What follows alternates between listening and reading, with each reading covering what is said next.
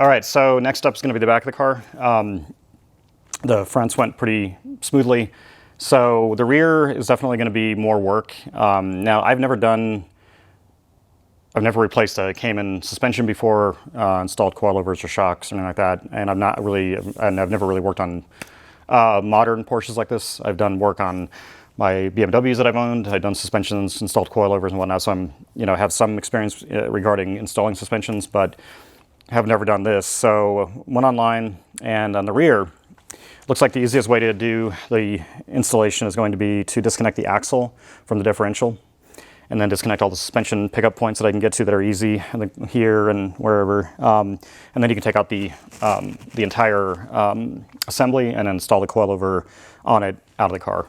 Also, there's a lot of stuff up in the trunk, in the back trunk area that needs to be removed, trim and whatnot to get to the upper strut mount bolts. So I'm going to remove the caliper and the rotor. Just like the front, the caliper's held on with this same size star bit or Torx bit.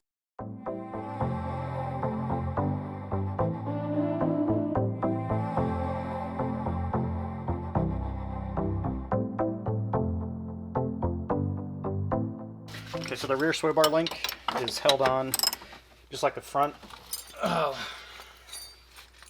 with an 18mm, and you have to use this skinny wrench in here.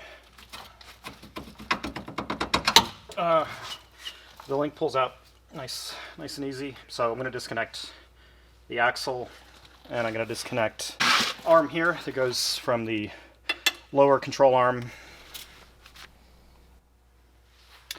to the chassis.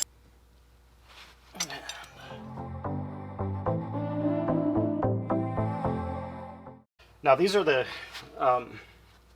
also the bolts that affect the camber. Luckily my alignment guy is literally like not very far away, so if that one starts moving.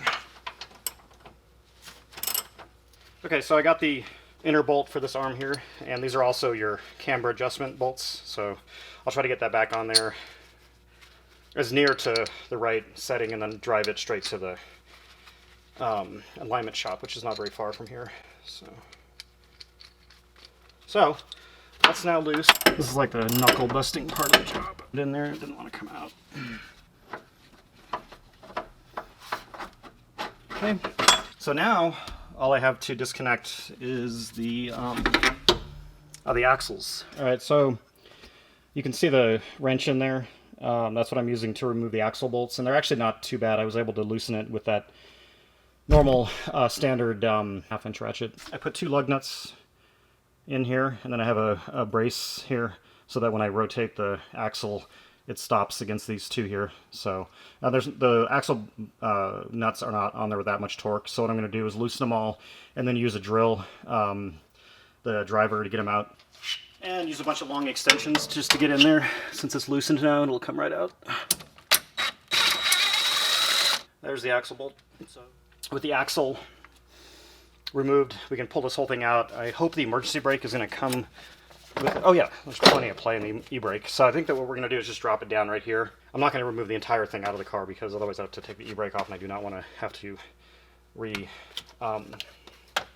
set the emergency brake. So there's another video that shows how to remove all this trim, which is kind of a pain.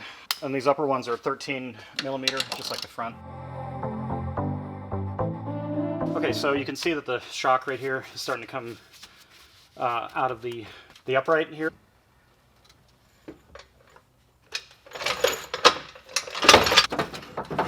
Okay, there we go.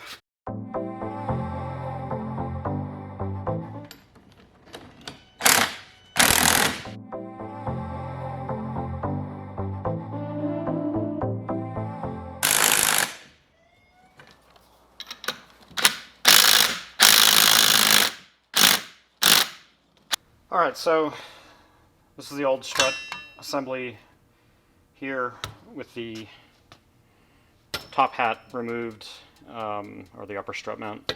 So basically it's going to transfer over to the coilover here. This is what came with the ST was this top collar, the new nut, and these 2 new washers. So this washer goes here. This collar goes here. This fits very snugly in here. It's actually at a slight angle in there. All right, so I got the rear passenger side in, and it's not too bad. I thought that getting the suspension back in was going to be more difficult than it was, so actually it wasn't too difficult. So putting it back together, used a jacked it up, guided all the suspension arms into place, and you know, it went back together very easily. So definitely not too bad, I would say. I've done this job myself, basically, so this is definitely a job you can do. It's a one-person job. These collars here, there's no locking collar on these. Normally, coilovers have a second collar that you get your heights set, and then you tighten the second collar against this one. These have a little a set screw right here. It's a little Allen set screw, which I'm not crazy about because obviously it tightens it right into the onto the threaded part of the shock body.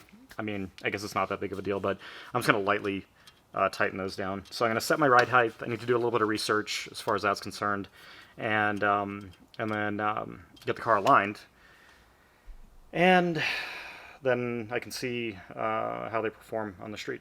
So yeah, I'll see you guys on the next video. Thanks for watching.